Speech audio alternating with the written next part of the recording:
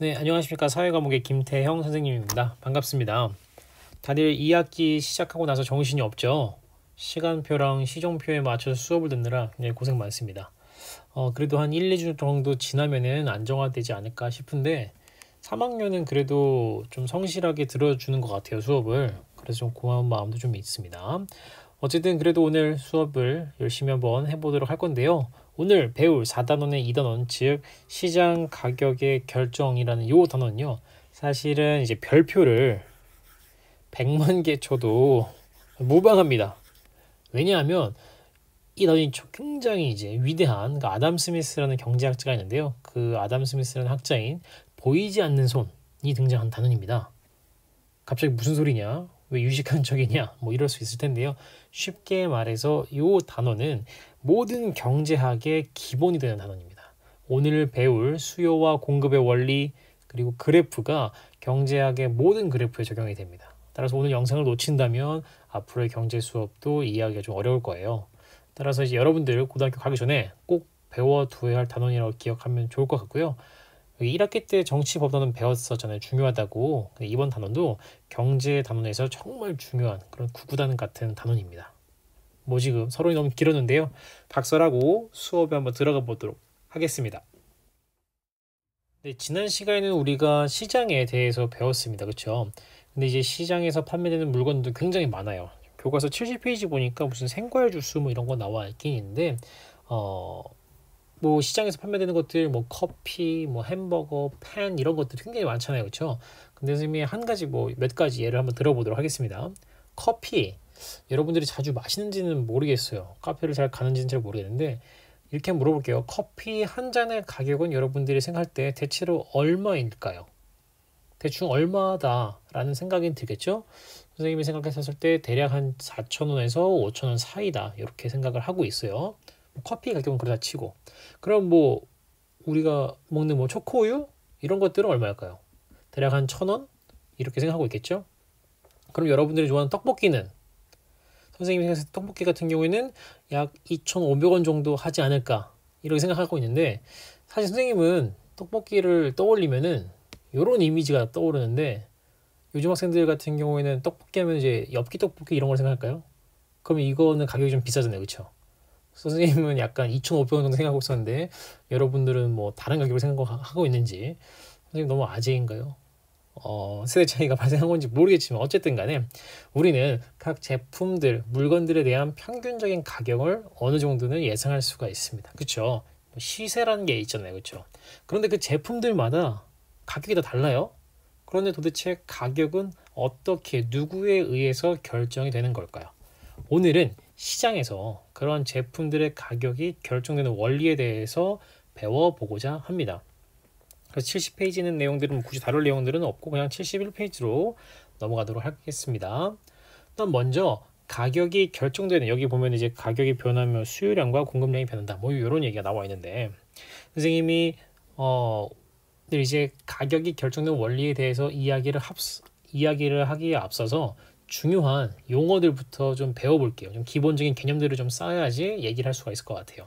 사실 여기 수요와 공급이란 말이 나와 있는데 공급이란 말은 여러분들에게 좀 친숙할 텐데 수요라는 말은 좀 낯설 수가 있어요. 이런 말 들어봤는지 모르겠는데 수요 조사를 한다 이런 말이 있어요. 들어봤을지 모르겠지만 수요라는 것은 쉽게 말해서 원한다 라는 의미로 보면 될 것 같아요.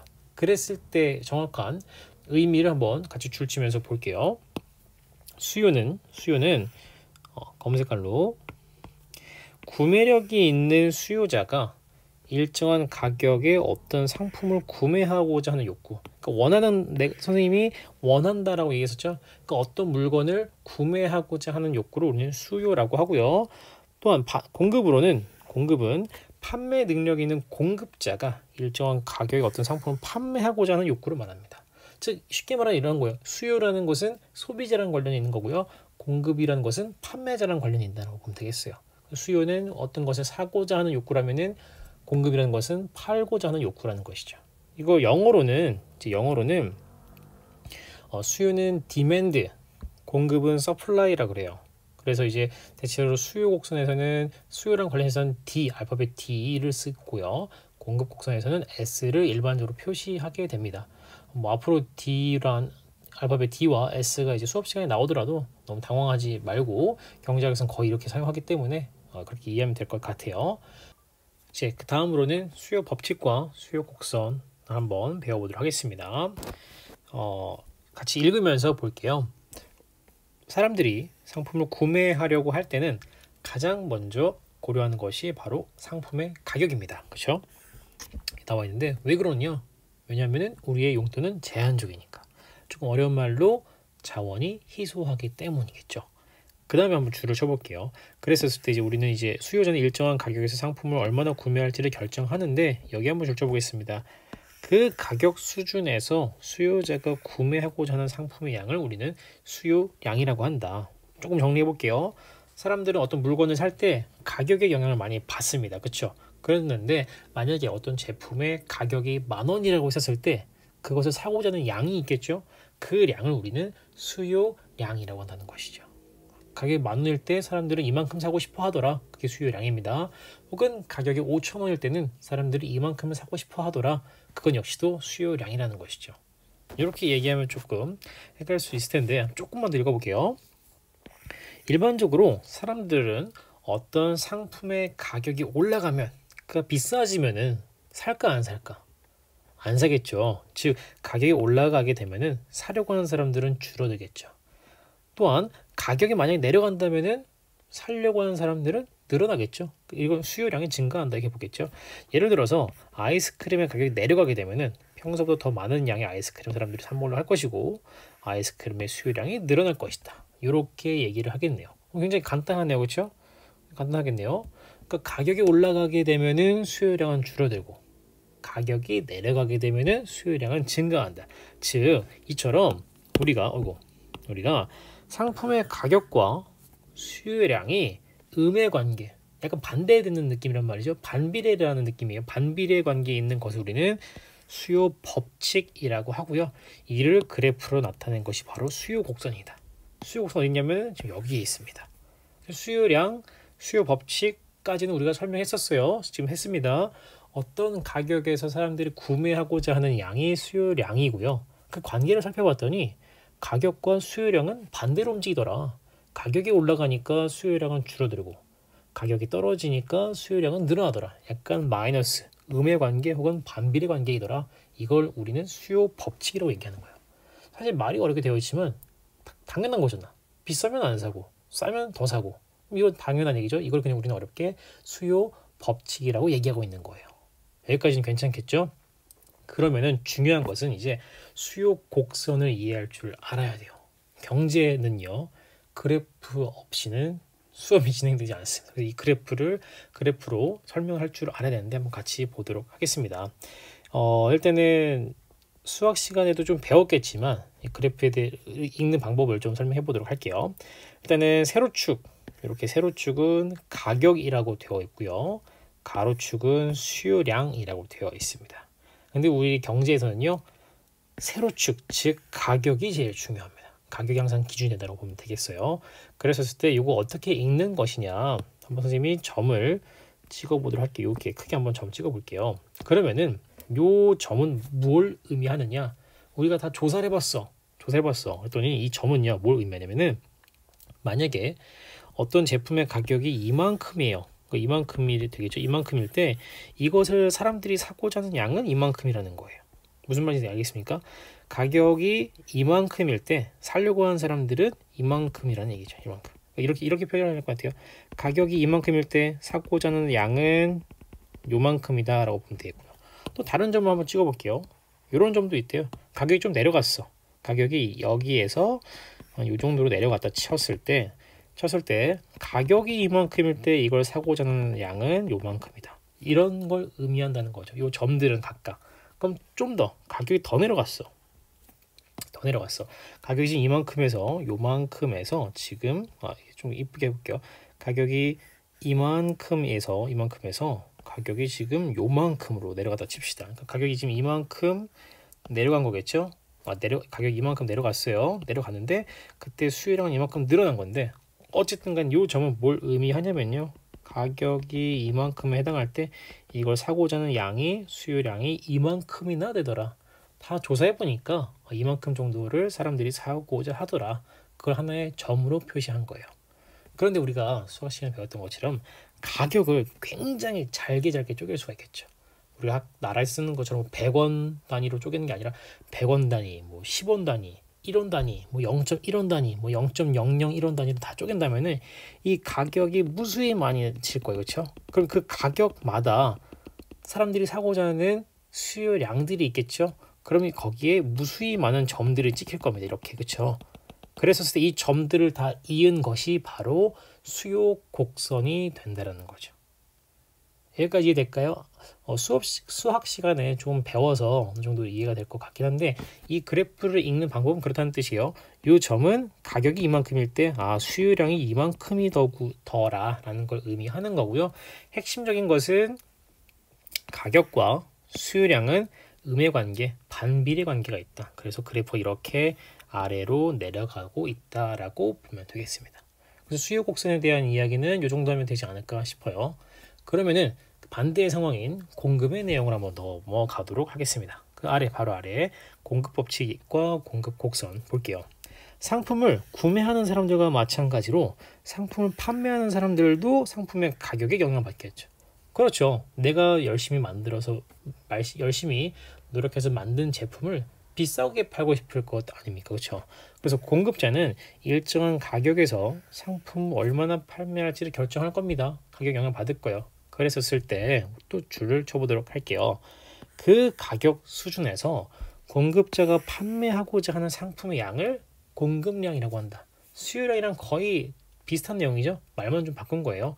그러니까 어떤 가격 수준이 있어. 만약에 그 제품이 10,000원이야.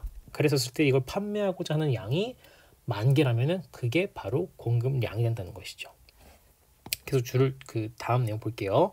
일반적으로 공급자는 어떤 상품의 가격이 올라가면은 공급량을 늘린다. 더 팔고 싶어 한다. 가격이 내려가면은 공급량을 줄인다. 덜 팔고 싶어 한다. 당연한 얘기잖아. 그렇지? 여러분들이 뭘 만들었어. 근데 그 제품이 비싸지고 있어. 그럼 어떻게? 더 만들고 싶을 거 아니야. 그렇지? 잘 팔리니까. 근데 만약 내가 뭘 만들었는데 가격이 점점 떨어지고 있네. 그럼 어떻게? 만들기 싫잖아. 그렇지? 그런 뜻이라고 이해하면 될 것 같아요. 이는 다른 조건이 일정할 경우에 상품의 가격이 올라갈수록 공급자가 생산을 통해서 얻을 수 있는 이윤이 더 커지기 때문에 가격이 올라가면 올라갈수록 더 많이 팔고 싶어 한다라는 얘기입니다. 핵심적인 건 뭐냐면은 그래서 상품의 가격과 공급량이 양의 관계, 비례 관계, 같은 방향으로 움직인다는 게 포인트예요. 그렇게 양의 관계에 있는 것을 우리는 공급 법칙이라고 하며 이를 그래프로 나타낸 것을 우리는 공급 곡선이라고 한다. 지금 말은 굉장히 어렵지만 간단한 내용입니다. 여러분들이 사장님이야. 뭘 만들어서 판매하는 사장님인데 그 제품의 가격이 올라가고 있네요. 올랐어. 그럼 어떻게 여러분들은 더 팔고 싶겠죠. 근데 반대로 가격이 떨어졌네요. 그러면 어떻게 덜 팔고 싶겠죠. 그걸 우리는 공급 법칙이라고 되게 거창하게 부르는 거예요. 그리고 이제 그거를 우리가 그래프로 표현한 게 공급 곡선이고요. 그럼 공급 곡선도 한번 같이 보도록 할게요. 공급 곡선. 아까 수요 곡선과는 반대, 여기는 의미의 관계, 마이너스의 관계였다면은 여기는 플러스의 관계에 있대요. 한번 볼게요. 일단 공급 곡선이 뭘 의미하느냐? 한번 여기 점을 찍어보도록 하겠습니다. 점을 찍었을 때 똑같이 한번 조사를 해봤어요. 조사해봤더니 어떤 제품의 가격이 요 정도, 그러니까 요 정도 수준일 때는 공급자들이 이만큼을 팔고 싶어 하더라라는 게 이 공급 하나의 점의 의미가 되겠습니다. 그럼 여기도 마찬가지겠죠. 이 점 가격이 좀 비싸졌네요. 가격이 원래 이만큼에서 이만큼으로 비싸졌어요. 그랬더니 공급량이 이만큼에서 이만큼으로 늘어난 상황인데 이 점은 뭘 의미하냐면은 이 정도 제품의 가격이라면은 이걸 판매하고자 하는 사람들의 숫자는 요 정도가 되더라라는 게 공급 곡선의 의미라는 거죠. 수요 곡선과 마찬가지로 가격을 잘게 쪼개다 보면은 각각의 가격마다 해당하는 공급량들이 있겠죠. 그렇죠? 공급량들이 있겠죠. 이러한 점들, 무수한 점들을 이어 붙인 것이 바로 공급 곡선이 되는 것이고요. 핵심적인 것은 플러스의 관계이기 때문에 가격이 증가하면은 좀 이쁘게 가격이 증가하게 되면은 공급량도 증가한다. 아까 여기서 잠깐 보면은 여기는 가격이 증가하게 되면은 오히려 수요량은 감소한다. 이 내용을 얘기한 겁니다. 그래서 지금 이 페이지에서는요. 수요와 공급이란 무엇인지, 수요란 이런 욕구고요. 공급이란 이런 욕구고, 수요 법칙과 공급 법칙은 무엇이었는지, 또 수요 곡선은 어떻게 그리고 공곡선은 어떻게 그리는지 이 정도를 이해하고 넘어가면 될 것 같아요. 되겠죠? 되겠죠? 그러면 우리가 다음 페이지로 넘어가서 다음 페이지로 한번 넘어가 보도록 하겠습니다. 네, 다음 페이지 72페이지로 넘어왔습니다. 시장에서 가격은 어떻게 결정되는 걸까? 요 내용인데, 그러니까 우리가 이제 용어에 대한 개념도 익혔으니 본격적으로 가격이 어떻게 결정되는지 그 원리를 알아볼 건데요. 사실 앞 페이지에서 배운 내용도 너무 상식적이고 너무 간단하잖아요. 비싸면 덜 사고 싶고, 싸면 더 사고 싶고, 비싸지면 더 팔고 싶고, 싸지면 덜 팔고 싶고. 이게 사실 상식적인 얘기잖아요. 그렇죠? 여기도 마찬가지예요. 가격이 결정되는 원리도 굉장히 상식적인 수준인데 용어를 어렵게 쓰고 곡선을 갖다 쓰다 이렇게 그런 그래프들을 갖다 쓰다 보니까 좀 어렵게 느껴질 수 있을 건데요. 선생님이 쉬운 예부터 한번 시작해 보도록 하겠습니다. 만약에 커피 한 잔에 요즘에 어떤 가게에서 2만 원에 판다라고 가정해 봅시다. 커피 한 잔에 2만 원에 팔려고요. 그럼 사람들이 많이 사 먹을까요? 별로 안 사 먹겠죠. 왜냐면은 2만 원까지 내면서 내가 커피를 마시고자 하는 사람이 별로 없겠죠. 그렇기 때문에 그러면 공급자들은 커피를 팔지 못하니까 장사가 망하겠죠. 그러면 어떻게 돼요? 자동적으로 이를 막기 위해서 사장님들은 커피 가격을 내리겠죠. 그렇죠? 간단하잖아요. 그렇죠? 그럼 우리 반대 예시를 해볼게요. 좀 싼 예시를 한번 들어볼게요. 일단 여러분들이 좀 친숙한 얘기를 해보고자 이런 얘기를 해보겠습니다. 방탄소년단의 공연 티켓 얘기를 해볼게요. 선생님 잘은 모르지만 그냥 평균적으로 중고나라에서 만약에 30만 원에 거래가 된다고 칩시다. 선생님이 정확한 시세는 잘 모르니까 그냥 이해해 주세요. 그냥 평균적인 가격이 30만 원이라고 가정을 하겠습니다. 너무 불편하지 말고. 어쨌든 간에 그 가격이 30만 원인데 어떤 사람이 글을 올렸어요. 그 티켓을 얼마에? 10만 원에 팔겠다고 합니다. 그럼 어떻게 되겠어? 이 여학생들 난리 나겠죠. 왜냐면 그 티켓을 사고자 난리가 나겠죠. 그 사람 그 티켓은 한 장밖에 없는데 이것을 사고자 하는 사람들은 너무나 많아요. 그럼 소비자들, 즉 수요자들은 이렇게 하겠죠. 내가 5만 원 더 줄 테니까 나한테 팔아라. 그래도 훨씬 이득이니까. 그럼 그걸 들이 옆에 있는 사람도 이렇게 얘기하겠죠. 내가 그러면 7만 원 더 주겠다. 나한테 팔아라. 이런 식의 일들이 벌어질 거란 말이야. 그럼 어떻게? 물건은 적은데 사고자 하는 사람들은 너무 많아요. 그럼 원래 팔려고 했던 10만 원보다 그 티켓의 가격은 올라갈 수밖에 없겠죠. 그렇잖아. 이게 바로 시장 가격이 결정되는 원리입니다. 쉽죠? 우리가 이런 것을 한 번도 뭐 이렇게 글자화하고 이론처럼 만들어 본 적이 없지만 우리는 이러한 것들을 사회생활하면서 무수하게 많이 겪어봤을 거예요.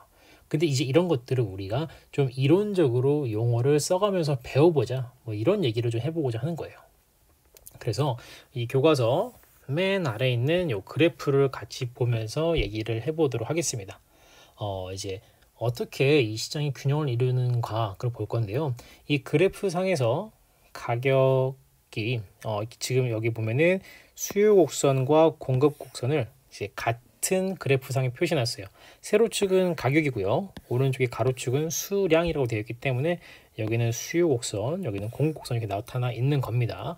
그랬었을 때 여기를 이제 두 지점이 만나는 점을 우리는 균형 가격이라고 부르나 봐요. 근데 그거 말고 한번 요 가격, 이 가격 얘기를 한번 해보겠습니다.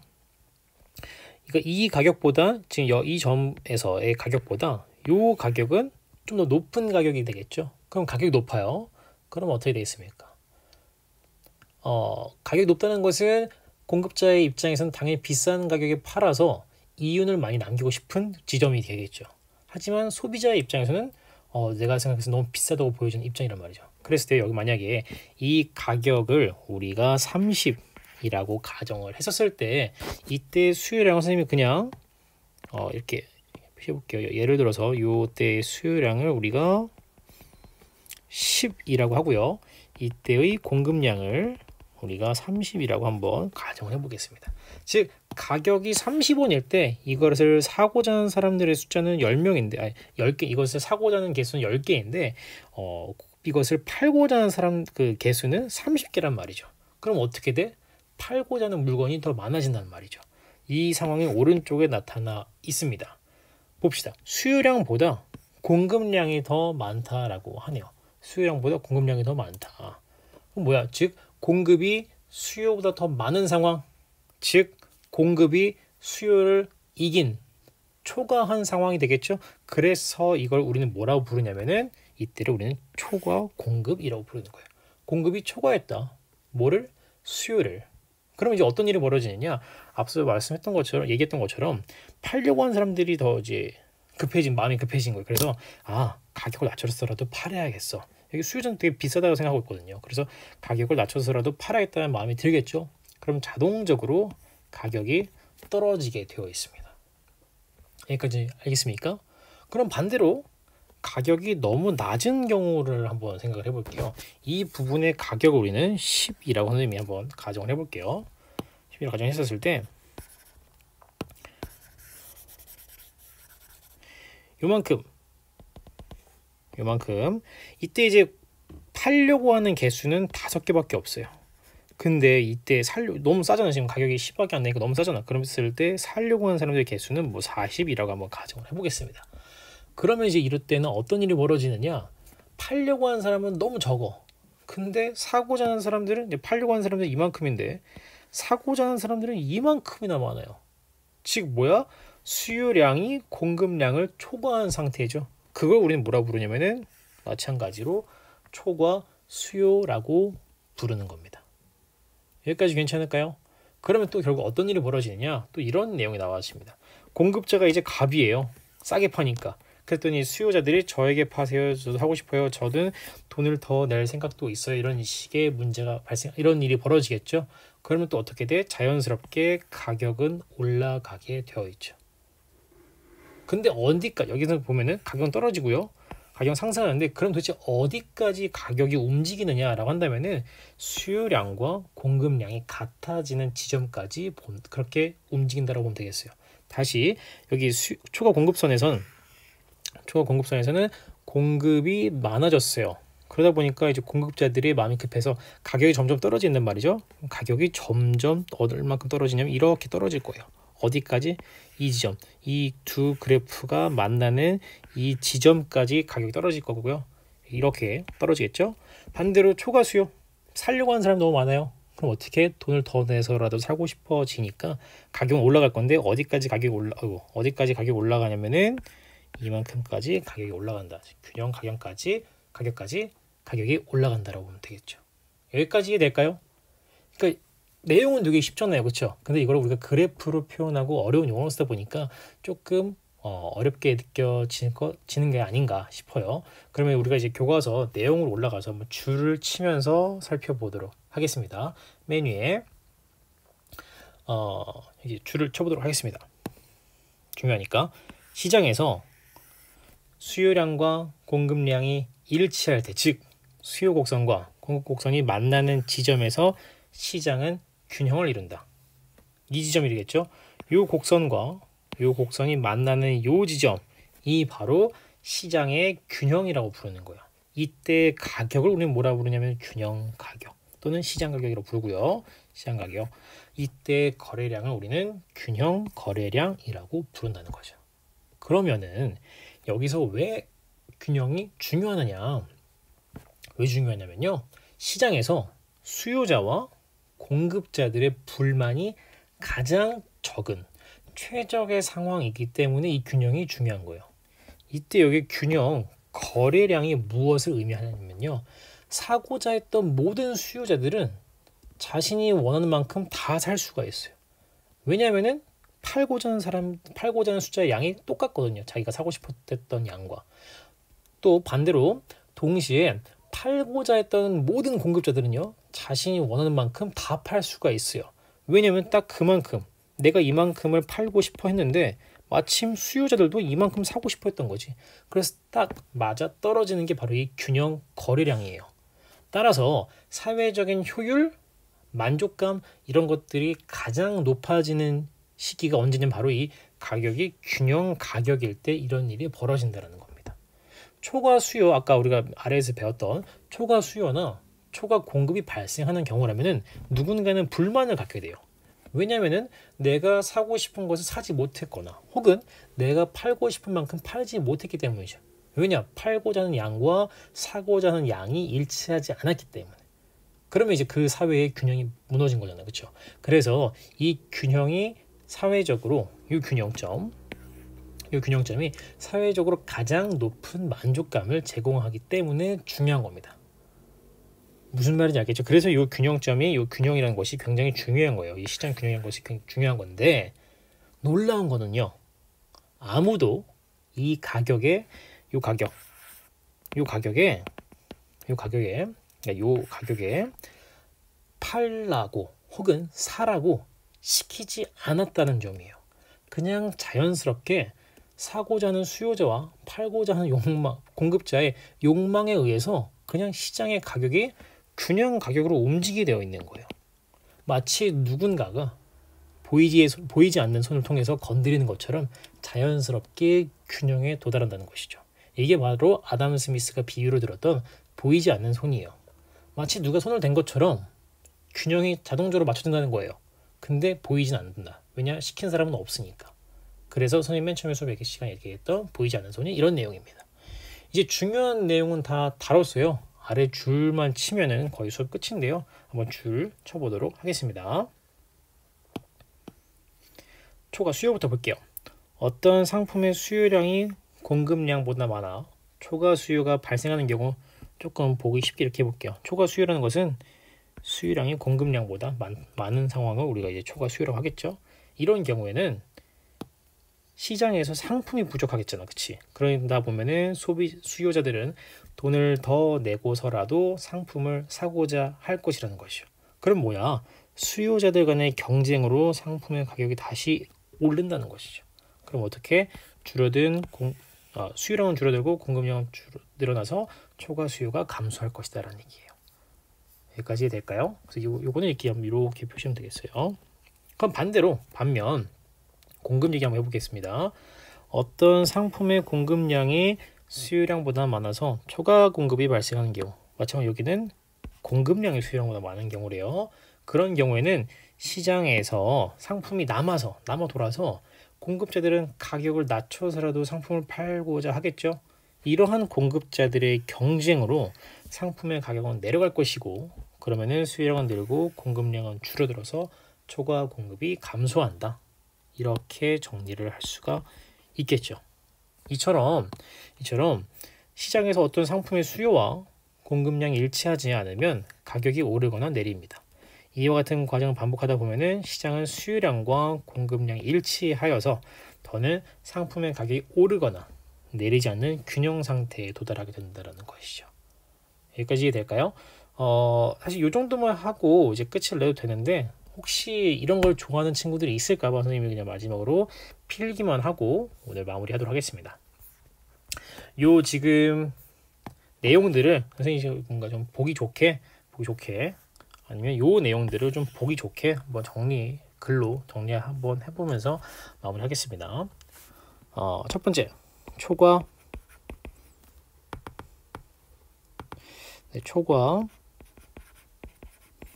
수요의 경우에는요. 초과 수요의 경우에 어떤 일이 벌어지느냐? 수요자 간에 경쟁이 발생하겠죠. 그러면 어떤 일이 벌어지느냐? 가격이 상승하게 됩니다. 반대로 초과 공급 얘기해 볼게요. 초과 공급 상태는 공급이 더 많다는 얘기잖아요. 그렇죠? 그럼 어떻게 돼? 공급자 간 경쟁이 발생할 거고요. 그러면 어떤 일이 벌어지냐? 가격은 하락하게 되겠죠. 그럼 이 가격의 상승과 하락이 언제까지 진행되냐고요? 균형 가격까지 이동하게 된다는 것이죠. 그럼 균형 가격이 맞춰지게 되면은 균형 거래량도 맞춰지게 될 거니까요. 지금 요 내용을 이제 다룬 겁니다. 요 내용들을 그냥 간단하게 정리하면은 이렇게 쓸 수가 있겠습니다. 그래서 여기 지금 다음 페이지에 내용 나와 있는데요. 이 부분은 이제 다음 시간에 한번 이제 복습하는 차원에서 진행을 해보도록 하고요. 오늘 요 내용들만 다뤄도 굉장히 시간이 오래 걸린 것 같아요. 그래서 오늘 요 내용들 수요 공급 법칙, 공급 법칙 뭐 오늘 좀 이해가 안 된 친구들은 선생님 말이 이해가 안 된다기보다는 그래프가 좀 이해가 안 된 친구들이 있을 거예요. 그래서 이 수요 곡선과 공곡선을 읽는 방법들을 조금 더 연습해 주면 좋을 것 같고요. 이를 통해서 가격이 결정되는 원리까지 오늘 배워봤습니다. 그래서 오늘 조금 어려운 내용 했는데 복습 한번 해주면 좋을 것 같고요. 이렇게 수업 마치고 다음에 다시 보도록 하겠습니다. 고생했습니다.